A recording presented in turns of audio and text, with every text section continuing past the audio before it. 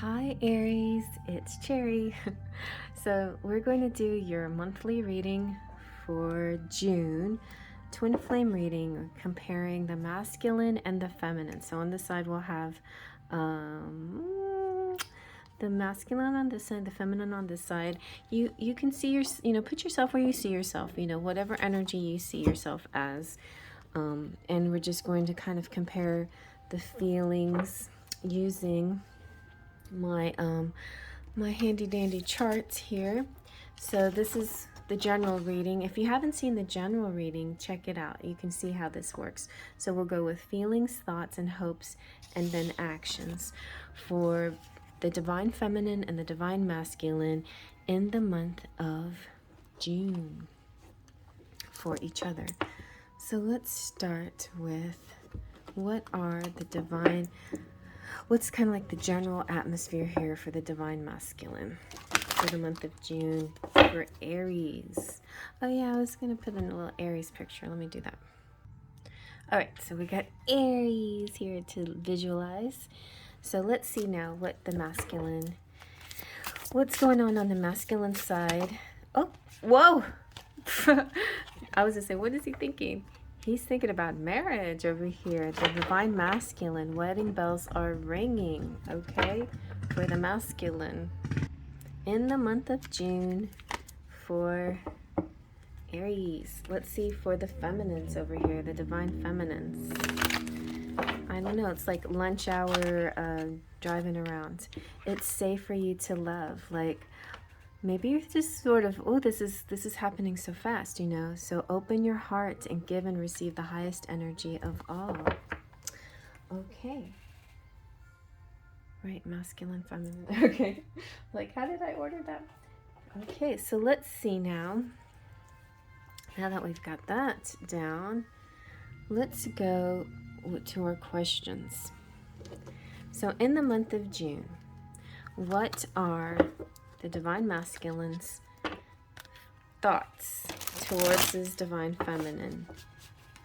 What are the divine masculine's thoughts for Aries toward the divine feminine?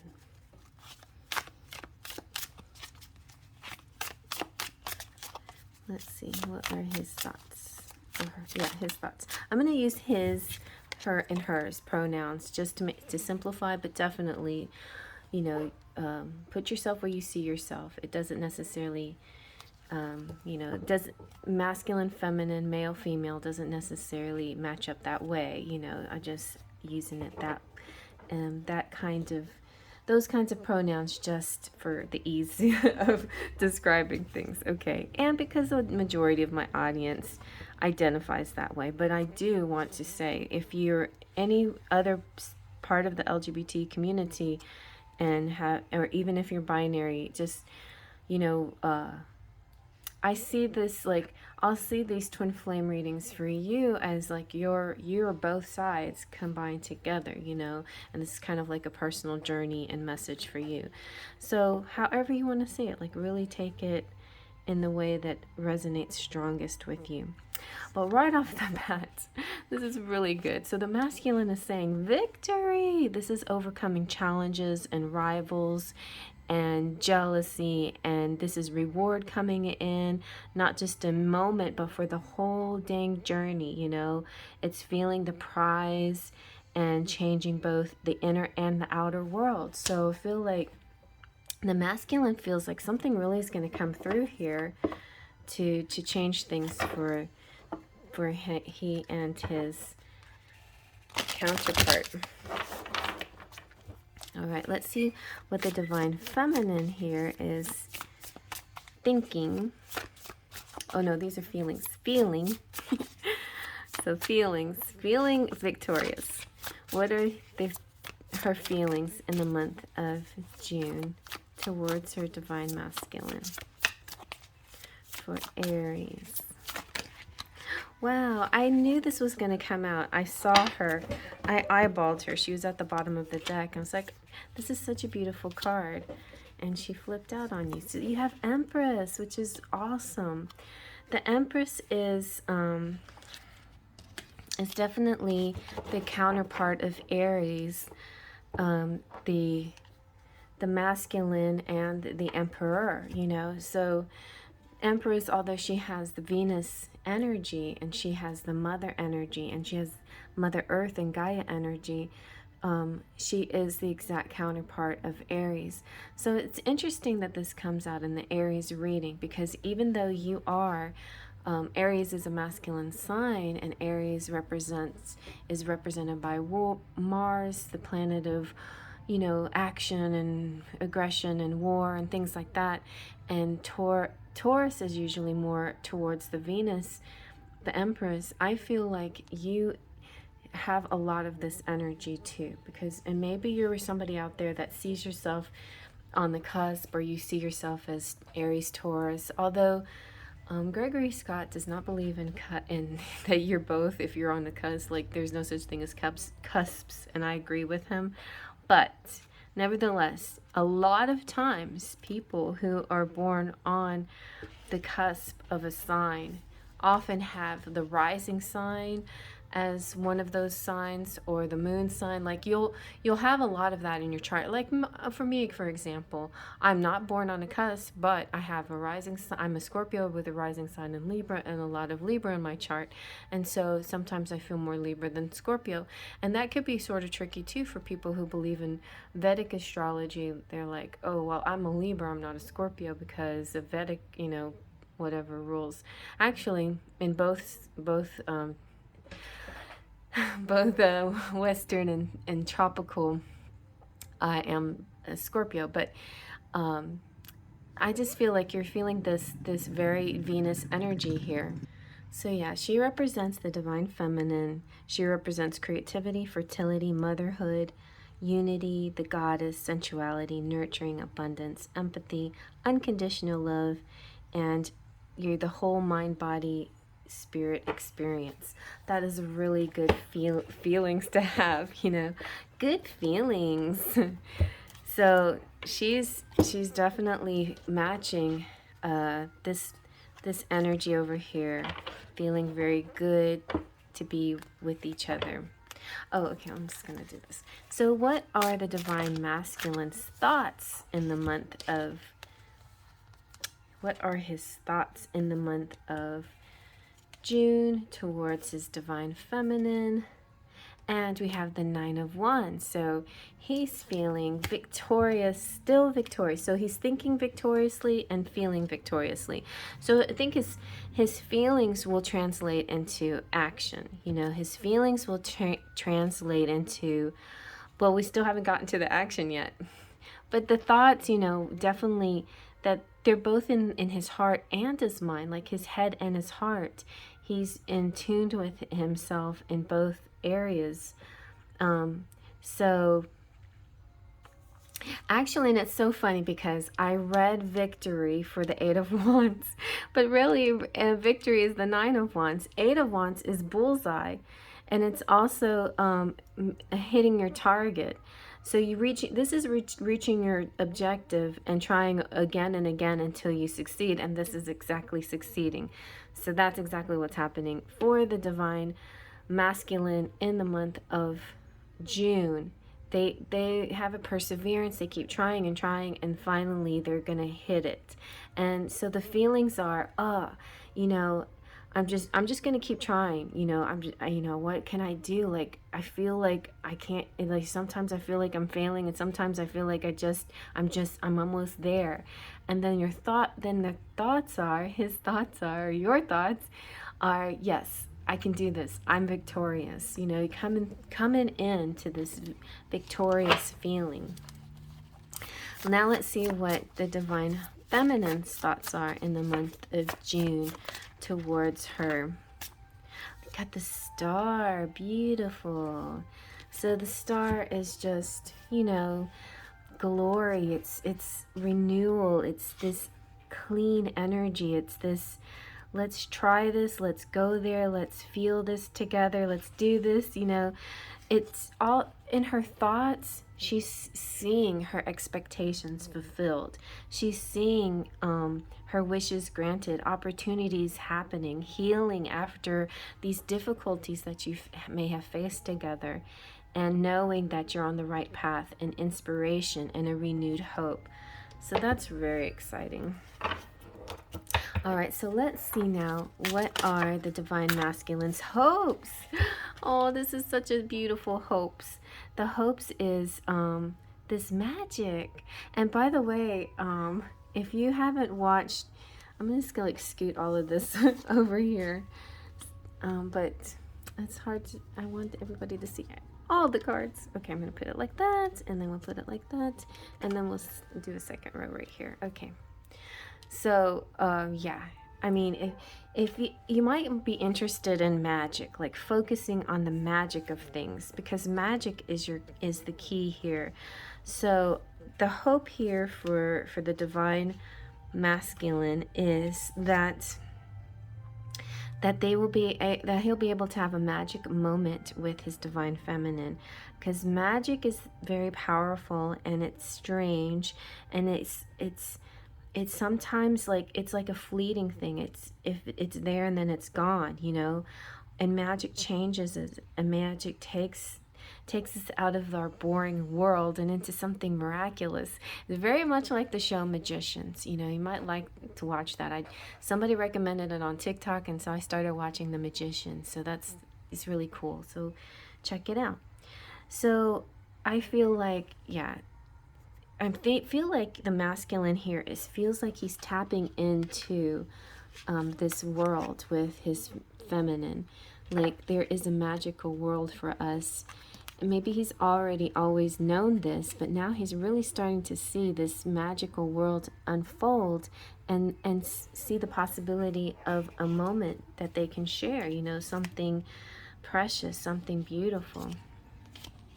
So let's see now, what are the hopes of the divine feminine in the month of June towards your divine masculine?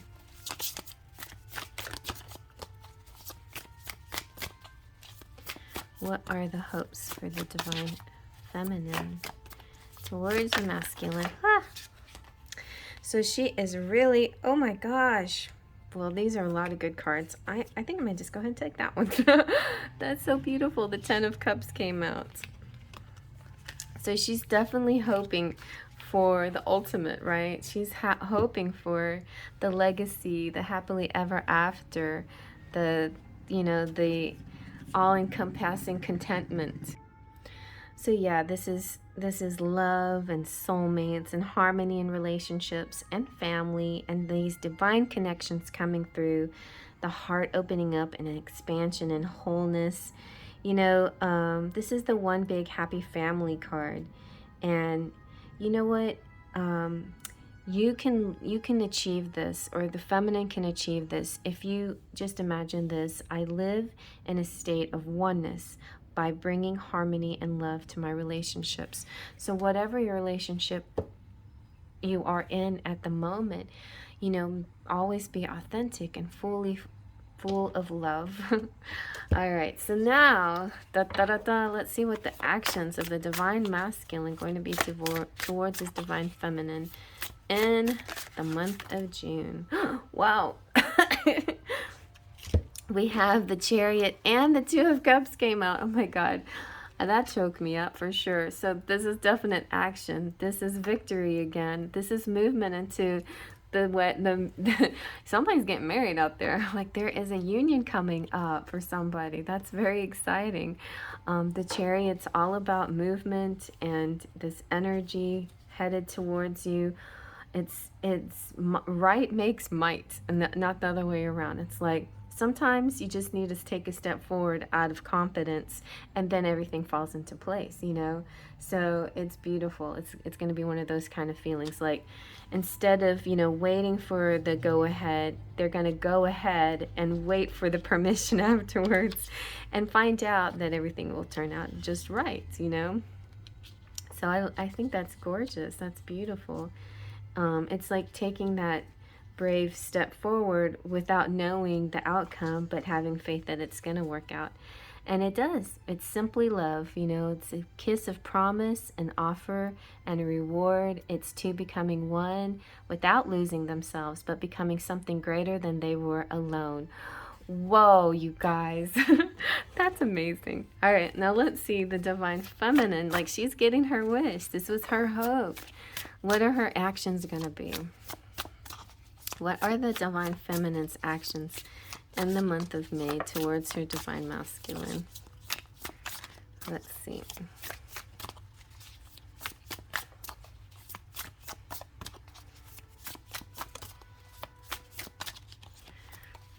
It better be good. No.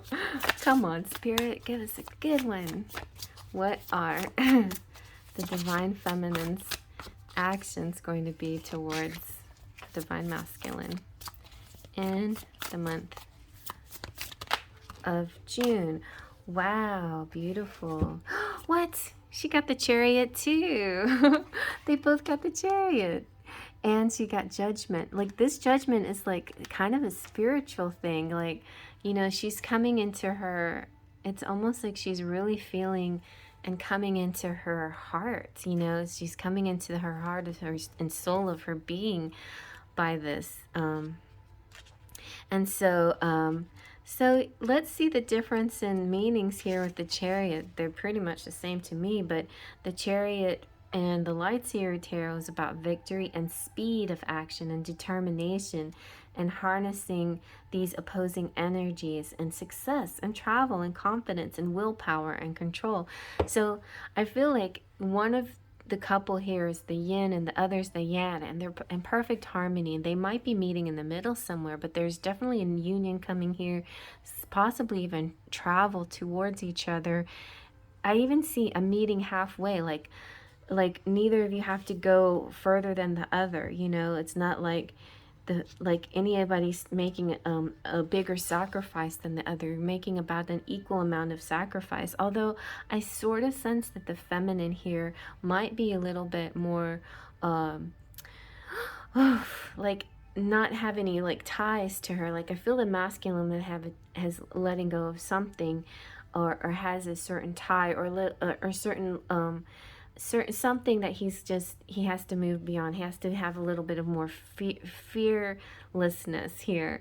But the feminine is definitely, I sense the little bit more receptivity here. So she is coming into, this is her journey has complete here too, because she's feeling her whole self become everything that she's wanted it to be. You know, this is a self-realization and understanding, a spiritual awakening, a redemption, and knowing that everything that you imagined is coming true. Like, there had been doubts before, ups and downs, hot and cold maybe, but now you're just really, or the feminine here is really just feeling this glorious unveiling of spirit, and a total transparency of hearts and minds and the motives, and seeing the masculine as he is, and she's expressing herself as she is, and it's just so lovely. All right, so I'm gonna throw in charms this month, so let's do some charms. We'll just do a few, just a little smattering. All right, so yeah, you could be meeting at a particular place. You could be moving in together. It could have to do with a home of some sort.